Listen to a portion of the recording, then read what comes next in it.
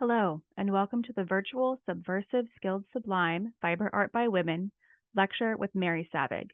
My name is Mary Lesher, and I am the program coordinator for the Smithsonian American Art Museum's Renwick Gallery. This evening, we gratefully acknowledge the diverse and vibrant Native communities who make their home here in the Washington, D.C. region, and the Native peoples on whose ancestral homelands we are gathered.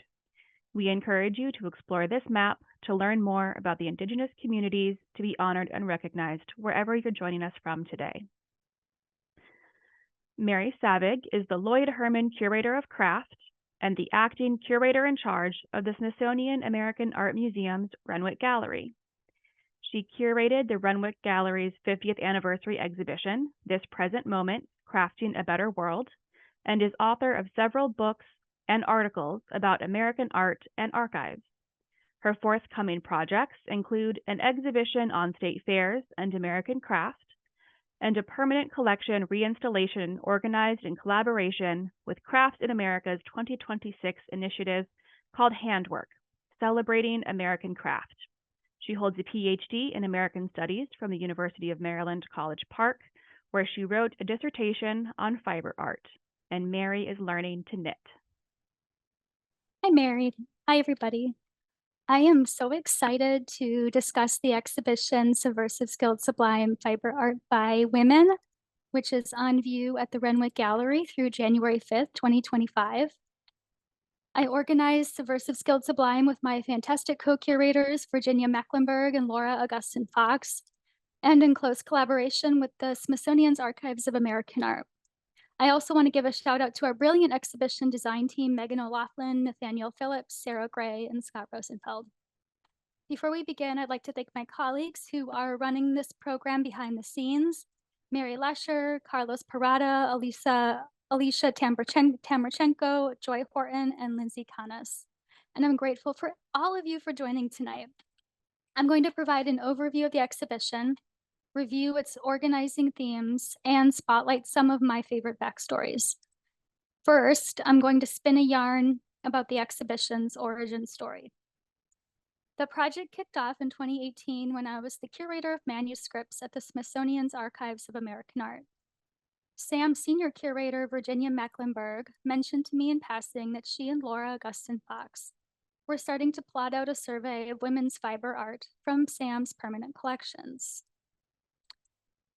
I started enumerating Archives of American Art resources like the artist's personal sketchbooks, letters, and even their oral history interviews, everything that might inform their research.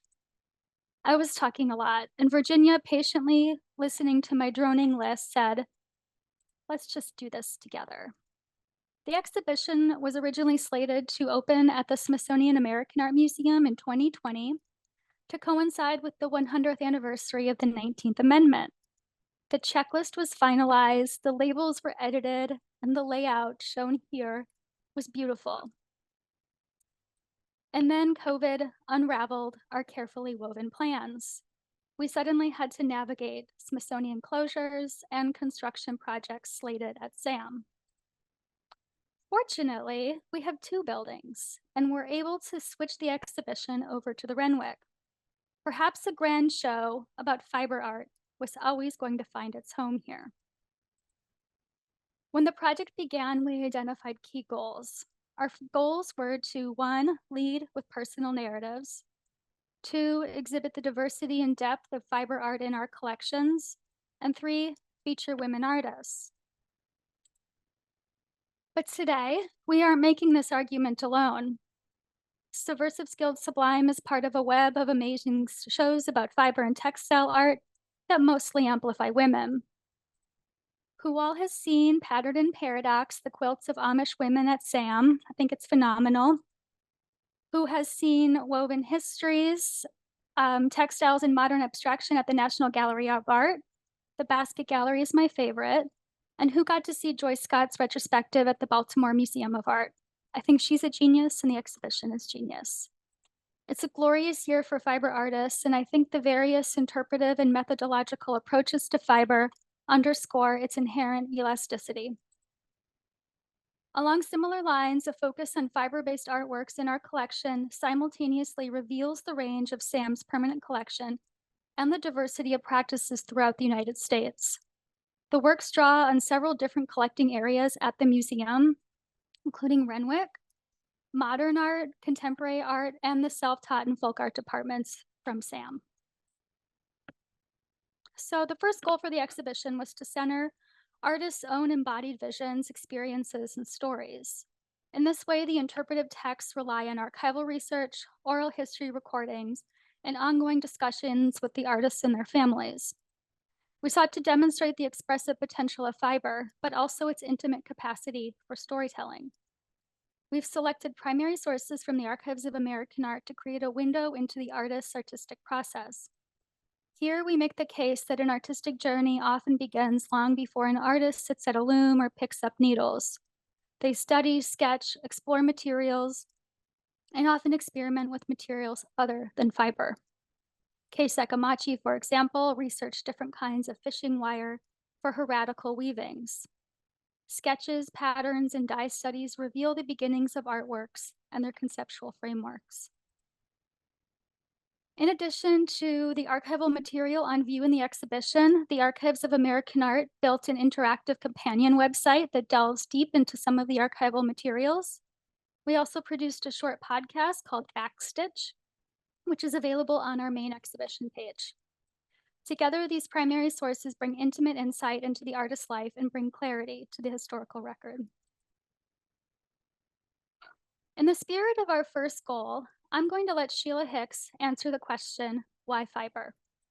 Of course, my thing is soft materials and fiber and textiles, and there's just no way to get around it. It inevitably comes into anything you do if you go into life. You cannot escape textiles, fiber, and all the things that cause your existence to be enriched. Fiber is felt in nearly every facet of our lives. Fiber carries experience. The ways in which these artworks are constructed, often line by line, thread by thread, stitch by stitch, record and reflect their means of production. In Subversive's Guild Sublime, fiber has been woven into tapestries, embroidered onto duvets, sewn by hand and machine into quilts and wall hangings, and sculpted into ethereal structures. The artworks express movement and personality. They are soothing, subversive, sublime, and spectacular. While many artworks created in the 20th century were made with fiber, the work of many fiber artists has been denigrated as, quote, not really art by major critics and negatively associated with domestic spaces, decoration, and the inconsequential, repetitive work of amateur artists. And yet, women makers have always experimented with concepts and material techniques, making visible the politics of identity with the politics of the hand. And here I want to be clear about something. While fiber art has been marginalized by some important art critics, galleries, and museums, fiber has long had a strong foothold in craft-focused institutions and, of course, has always been central to the cultural practices of many non-white communities in the United States and beyond. With this in mind, the artworks in this exhibition piece together an alternative history of American art. These artists took up fiber to complicate its historic marginalization and revolutionize its import to contemporary and modern art. They drew on personal experiences, particularly their vantage points as women, to transform humble threads into resonant, intricate artworks. Or, better said in the words of weaver Consuelo Jimenez Underwood, I'm going to do threads. Every indigenous culture, the women do the thread work. Why would I want to change now? I mean, I'm a woman, I'm going to do threads. Consuelo offers one perspective. The exhibition gathers many voices to show myriad lines of inquiry. The artworks cut across many different movements, inviting connections and conversations among the artists and you, the visitors. Now I'll walk you through some of the themes of the exhibition, highlighting specific artworks. The first gallery is a bit of an introduction to fiber by celebrating its unique qualities. In the words of Claire Zeisler, quote, I wanted to see how far I could stretch fiber and still have it stay fiber. Here she shows how fiber holds the potential to be knotted, linked, twisted, and teased. Celebration, shown at the center, is a freestanding and free-flowing structure that declares fiber art is art. In the 1940s, Zeisler's artistic practice began at the loom, where she made decorative wall hangings. In the 1960s, she abandoned the loom, but not threads. The artwork is made from 136.5 balls of hemp and 40 skeins of jockey red yarn. It took 597 hours for Zeisler and her assistants to meticulously knot and wrap the threads around galvanized wire. And we know this because she documented her progress in a notebook. The exhibition also opens with a big exclamation point with the work Winning by Emma Amos. Amos threaded the fleeting moments of her everyday life as a Black woman into poignant artworks. Winning is a snapshot of the moment a leaping woman becomes airborne. The figure, made of a patchwork of woven swatches, threads, and ribbons, celebrates Amos's commitment to fiber art, even as she gained widespread recognition for her paintings and prints. From 1961 to 1973, she worked for famed textile designer Dorothy Levy's. And in the 1970s, she taught weaving at Threadbare Unlimited in Greenwich Village and at the Newark School of Fine and Industrial Arts. Amos even produced a Boston public television program, Show of Hands, about crafts.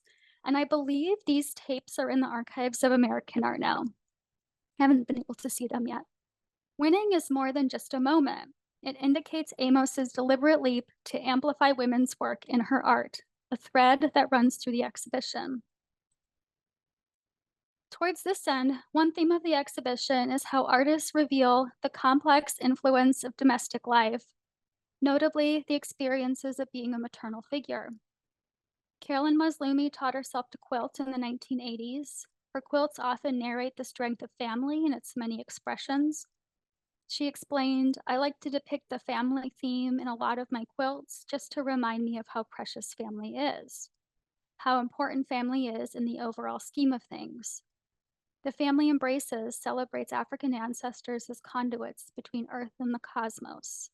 Mazlumi emulated the look of a linoleum block print with the technique of reverse applique, cutting the designs in the top layer, which is the white layer, and allowing the bottom layer, the black fabric, to show through. As Mazlumi sewed her own story quilts, she also expanded the universe of African American quilters.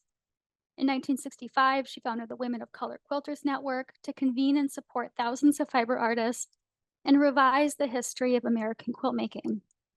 Quilts are more than a source of warmth and comfort. They are a source of power. Sometimes the weight of living on this planet as a woman, we have to be reminded of who we are. So quilts help to serve that purpose of reminding women about their power. Agueda Martinez and her husband, who was also a weaver, raised 10 children on their family farm in New Mexico. Agueda gathered plants for dyes and spun scraps of worn clothing into yarn to make contemporary rug designs. Here, concentric diamonds, hourglasses, and chevrons echo Chimayo designs of her Mexican-American community. At first, she sold them through blanket dealers, and later, as the work became well-known, from their home. By the 1970s, when Martinez herself was in her 70s, she became nationally recognized. At the age of 77, she won a blue ribbon at the New Mexico State Fair, and she also earned the New Mexico Governor's Award for Excellence in the Arts. In this embroidered bedspread, Marguerite Zorak illustrated a familial scenes based on her own life. At the lower left panel, there's a depiction of Zorak holding her baby daughter, Dalav. The bottom right, she's holding her baby son, Tessim, and by then, Dalav is a child who's next to them. Zorak began experimenting with embroidery after her travels abroad as a young artist. Embroidery helped Zorak adapt to the realities of family life in the 20th century in multiple ways. She created this work at the request of Mrs. Nathan J. Miller, who let Zorak choose the themes and imagery of the work. Zorak's many sales, like this one, financially supported her young family. Her husband, William Zorak, was a painter and sculptor, and even allowed her to purchase a summer home in Maine in 1923. Protected in Bliss is a round rug depicting an eagle protecting a Dene or Navajo couple. The artist learned to weave from her mother, Mary Ann Damon, whose sought-after rug designs supported the family. Mary Ann taught Matilda all the skills involved with weaving, many of which began long before they sat down at the loom. Matilda cared for a flock of sheep, then sheared, cleaned, spun, and dyed the wool, and gathered plants for the dyes. Marian also encouraged Matilda to find her own artistic voice, and the artist distinguished herself with the rounded form and pictorial designs. In turn, Matilda devoted her summers to sharing her knowledge with her young children, whether it was teaching them to read or weave rugs. From start to finish, this artwork carries the joy and love of family. And Matilda's daughters really helped us understand the Matilda's process, and they came to see the exhibition with their young children who are also learning to weave. Works on view explore myriad, often contradictory influences of domesticity, motherhood, and femininity on women artists. And while every work in the exhibition reveals exquisite skills, perhaps you're wondering what it means for fiber and textile art to be subversive. We're borrowing that term from a foundational text called The Subversive Stitch by feminist art historian Rosika Parker. In 1984, she explored how embroidery became denigrated as a feminine domestic activity in the 18th and 19th centuries, mostly in Europe. Girls supposedly stitched samplers as they dreamt about marriage and family, suturing the idea that embroidery itself breeds complacency and compliance. And yet, even then, girls and women used thread to carry their voice, to hint at their personal viewpoints. Alice Eugenia Ligon embellished this hospital dress to express her own thoughts and emotions from 1949 to 1953. The colorful embroidery covering nearly every bit of fabric depicts religious, political, and personal motifs. For example, Adam and Eve appear at the bottom, while the preamble of the Constitution is in the center, and portraits and names of family members are placed throughout. Born in Boone County, Missouri, Ligon stayed in the area her entire life, working as a telephone operator and a hospital attendant while raising at least 5 children. Ligon was admitted to State Hospital No. 1 in Fulton, Missouri for unknown reasons, where she stitched this work. Ligon's embroidery was arguably her most expressive, uncensored mode of communication. In the 1970s, feminist artists began to recover many histories of women's work and boldly reclaim fiber artist art. Moreover, feminist artists rejected the very notion that they ought to rise to the standards of the art world. Instead, they sought to dismantle the hierarchies, forging new opportunities and spaces.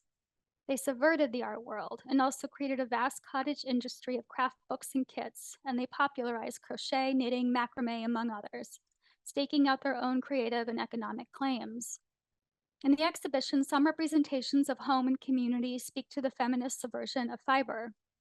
Miriam Shapiro welcomes and then subverts historical women's work. Her billboard-sized artwork, Wonderland, welcomes us all to the wonderland of the home. In the center, the embroidered image of a housewife graciously welcomes the viewers to her home amidst a collage of painted quilt blocks, aprons, and cutouts of teacups. The work celebrates frivolous, sentimental women's work.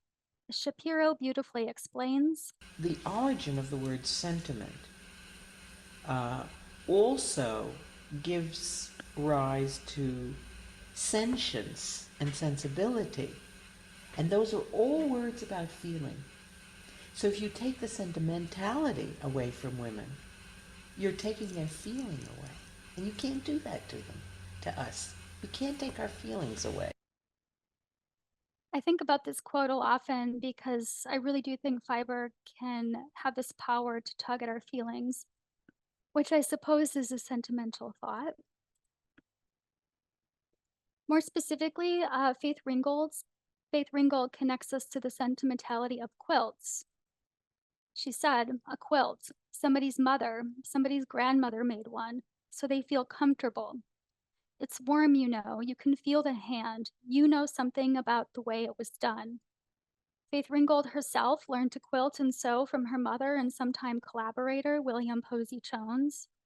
Ringgold's famous story quilts, described as paintings made in the medium of quilting, tell stories about African American life in Harlem. This story quilt is the second episode in a 6-part narrative that traces the life of an imaginary family in which Ringgold serves as both narrator and the alter ego of the main character. This painted quilt presents Cece, an artist in free spirit, dancing at a dinner party for Harlem Renaissance luminaries given by her husband, a distinguished dentist. Her straight-laced daughter, Celia, seated to Cece's left, is mortified by her mother's colorful clothing and unconventional behavior. Here, I'm just drawing attention to Ringgold's brilliant details, especially her ability to depict what we now call side-eye, or sidelong glances of disapproval. The side panels that move around the quilt detail the story of the family dynamic in this quilt. In one of the panels, Cece indicates her desire to take after her father, to separate herself from her mother, whom Cece describes as crazy as one of her quilts, which simultaneously puts down her mother and quilts, an echo of fiber art criticism as both grandmotherly and eccentric. However, in the final and 6th episode of this story, of generational conflict and mismatched expectations, the family reunites, affirming the beauty of Cece's independence and creativity. This work by Joyce Scott subverts the racist stereotype of a so-called mammy, a Black caretaker of white children. Scott combines clear glass and vivid beadwork to craft a notably tactile, visceral portrait of a Black woman in the immediate aftermath of labor. The newborn holds a pair of scissors, presumably severing connection to the mother. The subject challenges caricatures of Black caretakers as happy and loyal to their families at the expense of their own children. Scott says, I believe in messing with stereotypes, prodding the viewer to reassess, inciting them to look and then carry something home, even if it's subliminal, that might make a change in them. Scott has created a series of mammy figures inspired by stories told by her mother, Elizabeth Telford Scott, who worked as a nanny, domestic servant, and chef during Scott's childhood. Joyce learned needlework techniques from her mother, who was also later became an accomplished artist. And in 1976, Joyce learned a peyote beadwork stitch technique from Sandy Fife Wilson, a Muskogee artist and classmate of Joyce's at the Haystack School of Crafts in Deer Isle, Maine. By including this racist imagery in her work, Scott turns the stereotype on its head and demands the restoration of the woman's connection to her body, her humanity, and her child. Consuelo Jimenez Underwood stitches together pain, history, and hope into richly nuanced personal narratives about immigration at the US-Mexico border. Her father was an undocumented field worker in California, and her family regularly crossed the border. Jimenez Underwood intended to make this quilt for her baby granddaughter. She began embroidering beautiful flowers, and towards the end of the project realized the quilt was also meant for all the little girls who crossed the border. The central figure in Virgen de los Caminos, or Virgin of the Highways, is the Virgin Mary. Her face is represented as a skull, and she is bordered by flowers and crisscrossed by embroidered barbed wire, which Jimenez Underwood described as the ultimate border material. In nearly invisible white quilting thread, Underwood has sewn the outline of a running family more than 24 times across the surface of the quilt. Even if I shared a detail, you would barely make out this detail. So I've shared images of this sign from the artist's archives. The image comes from huge caution signs that alerted motorists to migrant families traveling on foot along the San Diego freeway leading north from the border. The sign shows a running father, mother, and little girl. Underwood made the quilt as a memorial to all of the little girls who perished trying to cross the freeway to safety. Embroidery, baby quilts, crazy quilts, beadwork, and the like have long been associated with women makers. And I remain profoundly inspired by how these artists have drawn on these associations to transform our understanding of intersectional issues, demonstrating how material knowledge and social histories are twined together. In several artworks, the artists aspire to exalt the experience of the viewer, that is to conjure the sublime. These works draw on equally awesome qualities of nature and threads. Such works are all about gestures, structures, and perceptions.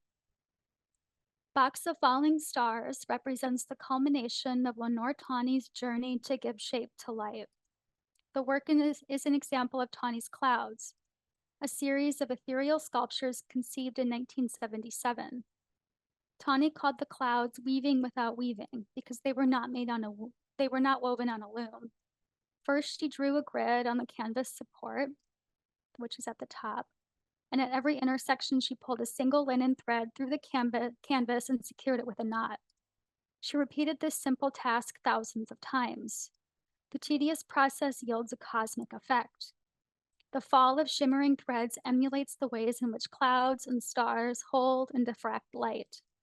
Box of Falling Stars heightens perception and mindfulness to the elements of life that often go unseen. Likewise, Kei Sekamachi weaves to an intuitive cadence. The hanging sculptures of Sekamachi especially challenge our perception and very understanding of fiber. Inspired by the structured elegance of calligraphy, origami, and lacework, Sekamachi created hanging sculptures with a sophisticated multi-layered weaving technique. She situated her work at the vanguard of the fiber arts movement by dressing her loom with monofilament or fishing wire. The space-age material allowed her to shape each woven layer by hand to create the natural effect of a rippling stream. Nagare is the Japanese word for flow or river. And here are two different perspectives of one work by Adela Akers, who grew up by the sea in Havana, Cuba. She developed this interactive woven structure to set into motion the choreography of color, light, and shadow across the seascape over time. When By the Sea is viewed from the right, the gray glow of morning radiates across the deep turquoise water and the mountain peaks of a distant island. When viewed from the left, an evening sky absorbs much of the light except the faint glow of the headland and its reflection on the inky sea surface. As you walk from one end to the other, only the purple horizon line remains constant. Each of the 32 panels was individually woven in Akers' signature dense style, a rigid sisal warp and tightly pulled wool wefts, sewn together into the accordion form. And I made a video of this, so hopefully it's not too amateur looking, but I want to show you the effect.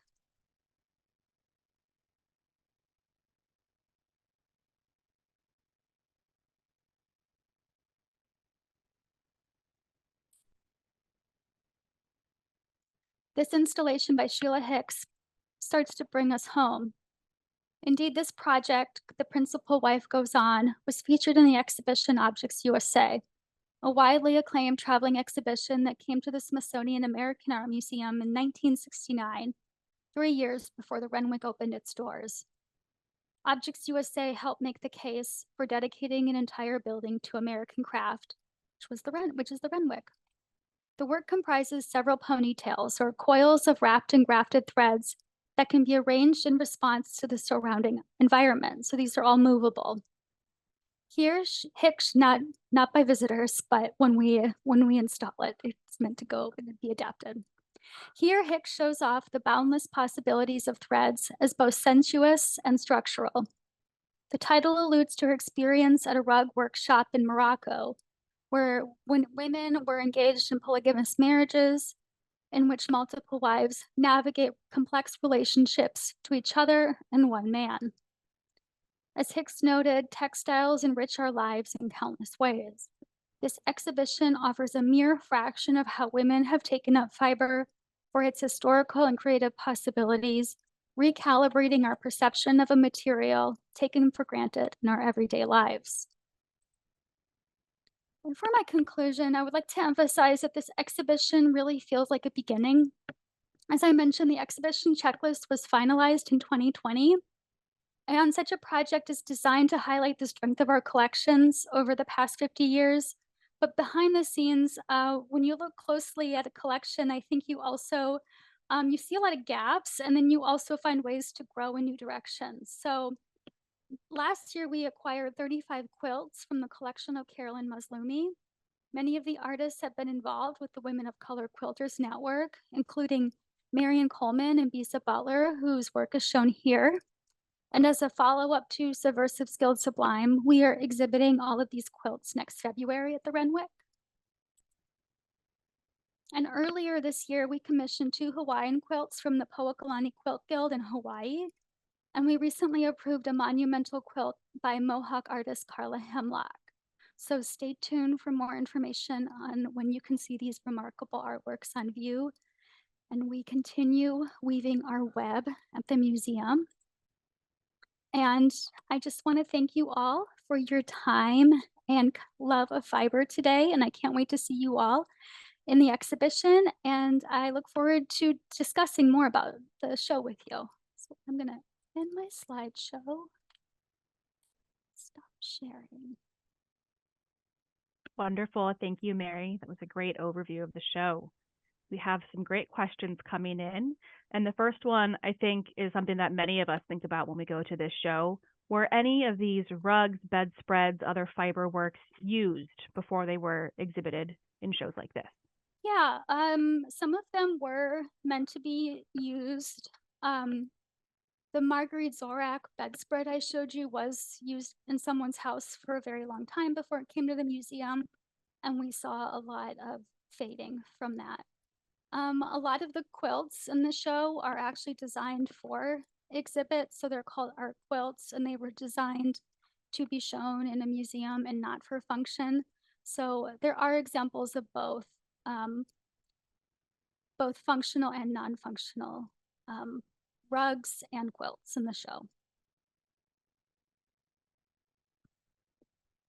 We have another great question here. What kind of measures need to be taken to preserve fiber artworks? That's a great question. We have a really wonderful conservation team. So most of these artworks are extremely light sensitive, so we do not exhibit them very often. I actually cried when we installed a few of them because I had never seen them on view before. And a lot of them have not been on view since a previous exhibition on fiber art at the Renwick, which I think was in 2004. So we really have to protect how long they can be on view. And when they are on view, we have to limit the light, which I know we hear from visitors that it's a little dark sometimes in the gallery, but that is really to protect the light or to protect the colors, because once they fade, we can't ever get them back. So we work with our lighting designer, Scott, to make sure that we are getting the most conservative amount of light on the works. And then they are stored in a climate controlled environment in boxes. So they don't see light when I always say they're resting when they're not on view. They need some sleep.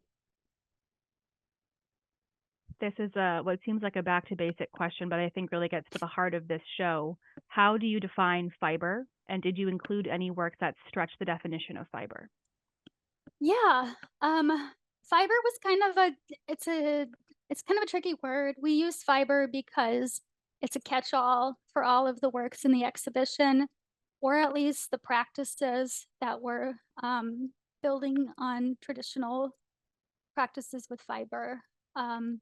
But a lot of the artists maybe don't describe themselves as fiber artists. A lot of artists might just describe themselves as a weaver or a quilter or just an artist. So we wanted to find a way to describe the material in the exhibition, and then individual labels. We are really trying to be more precise about the kinds of fiber used.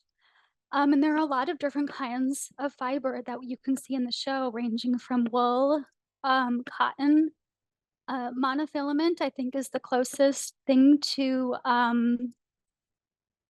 pushing the boundaries of fiber, because it, really only used by Kei Sekamachi. Before, she's one of the first people to start using it in her art. So there are other examples in the 20th century of a lot more interesting boundaries. One of the artists in the show I didn't show in the PowerPoint, Mariska Karash, she included a lot of organic materials in her work, including horsehair. So I think all of these still have sort of like a fibrous feeling to them, or at least they're elastic in some way. So I think there are a lot of different ways to like break down what fiber can be, but all of the artists are using that in sort of fiber-based practices like weaving or quilting, beadwork, and the like. We have a couple questions on this topic. How did you decide which works to include, you and the curatorial team, and what are some of your favorites that didn't make the cut? Well, we have an amazing work by Ani Elbers called Ancient Writing, which is a really important work that she did in her career that we could not exhibit because it had recently gone on view, I think in Europe. So it needed to rest while the show, when our show was open. So I was really sad not to be able to, that was like the one that got away. We also had a great work by Barbara Chase Rabu that was supposed to be in the show, but because the show was moved several years back, now that you'll be able to see that work on view in an upcoming exhibition over at SAAM called The Shape of Power. And it's about race and power in American sculpture. So it'll be on view over at SAAM, and I'm really excited to see it there. How we chose things, we really wanted to bring together our collections in a way that hadn't been really thought of before.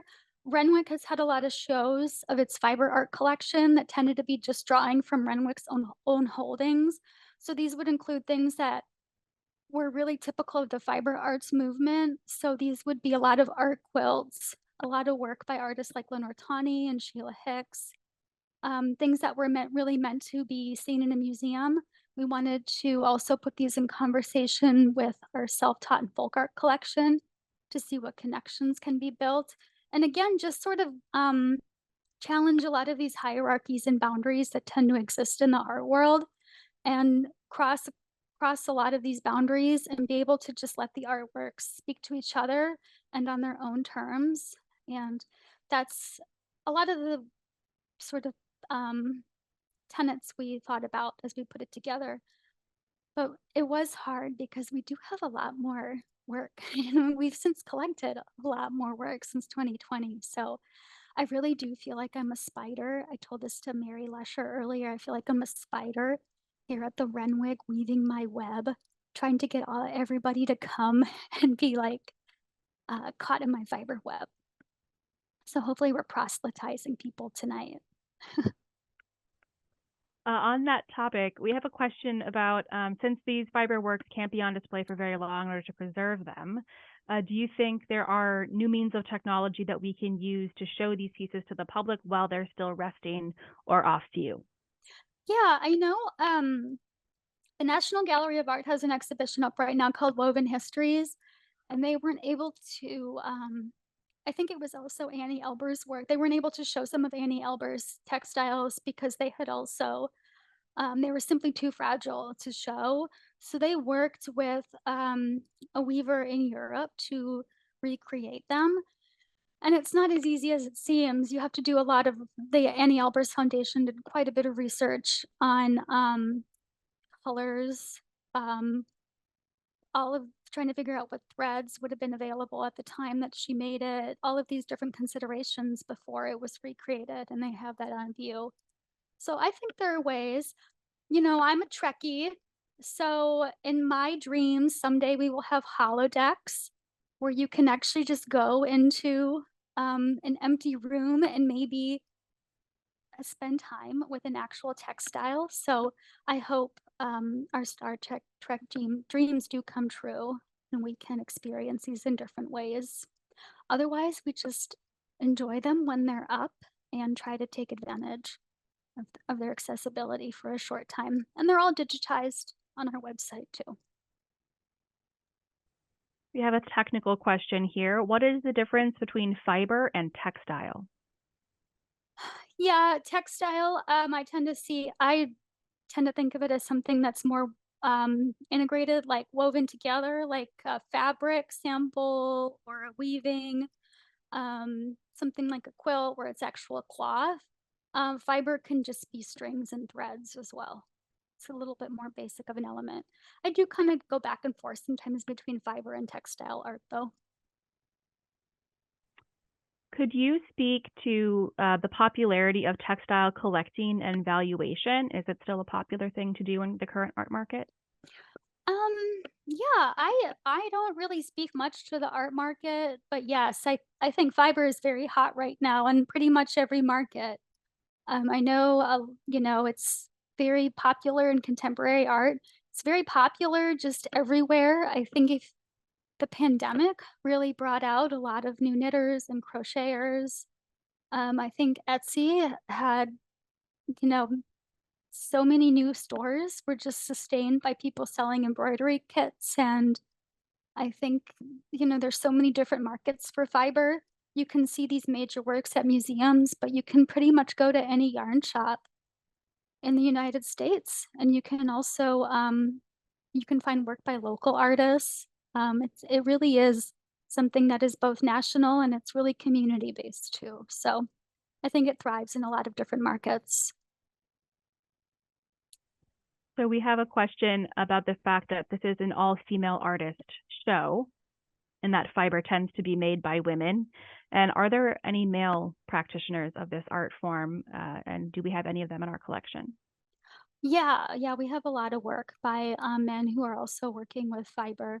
We chose to focus on women in this show because I think women, it is historically associated with women. And women do bring to this day different experiences to making. And I tried to touch on a few specific examples of though. I do think it is very specific or situated from the person making it. But we do have we have great work on view right now by quilter named Michael Cummings, who is a member of the Women of Color Quilters Network. And it's a beautiful quilt of a Haitian mermaid. So if you come see the show, just go up to our second floor and you can see that wonderful work too. Excellent. We have another fabulous question here, which is, are you ever concerned about the kinds of materials that are in the dyes, especially in historic pieces? Are you ever worried about arsenic or other materials that were used to create those colors that we don't consider safe anymore? That would be a really good question for our conservator because they really do analyze the different dyes when they're thinking about questions of how long it can be exposed to light.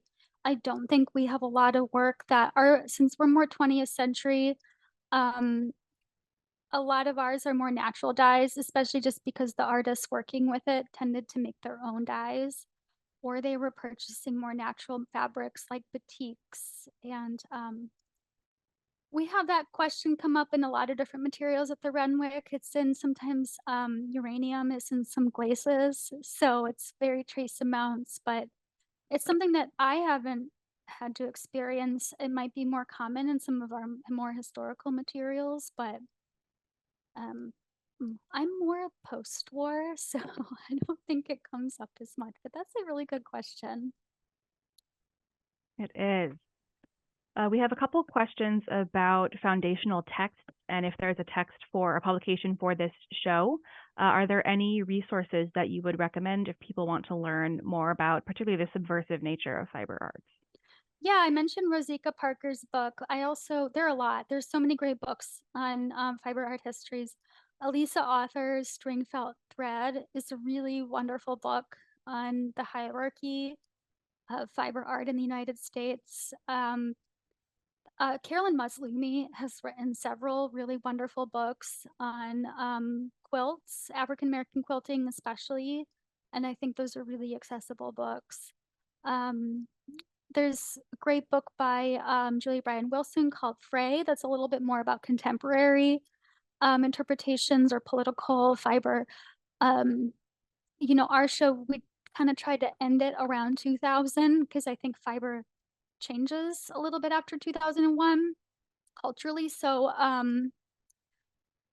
there are some amazing resources. I also think just checking out the Archives of American Art's oral history interviews is a really direct way to just learn about the artists in their own words. These are really in-depth life stories. So they actually just start with like, tell me about your childhood, and they move on. So they are sometimes transcripts from an 8-hour interview. So I think those are really intimate. And I recommend just checking those out through the Archives of American Art's website. And from there, there's usually really great monographs on a lot of these individual artists.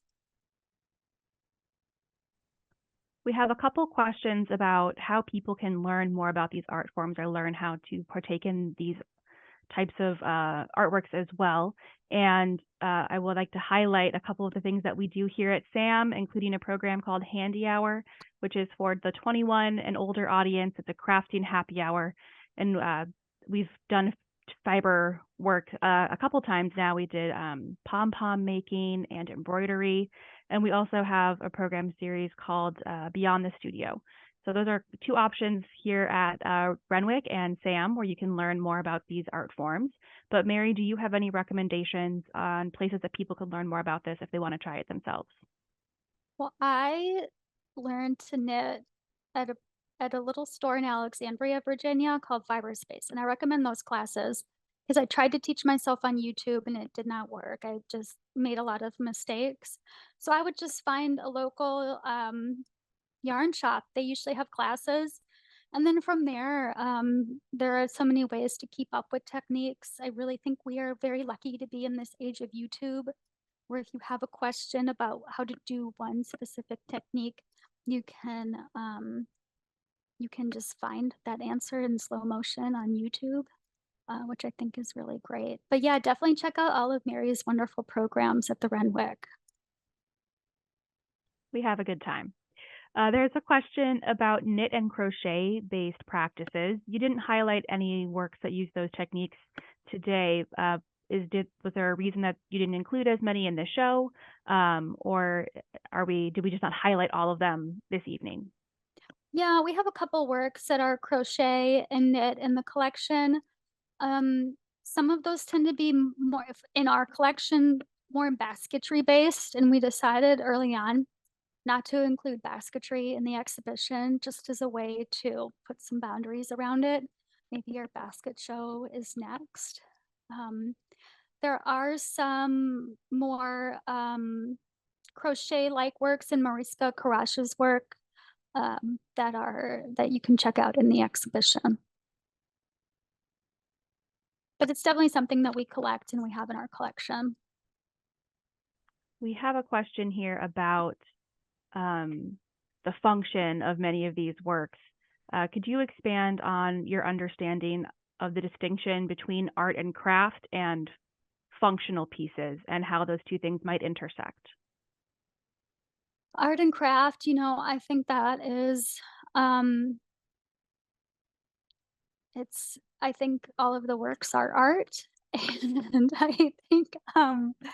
I think artists really, especially women artists, really tried and dedicated their lives to making that argument, to really showing that this work, historically and into the contemporary, should absolutely be seen as art. I just tend to distinguish. I use craft as a way to really focus on process and technique and material knowledge, and I think that speaks to skill.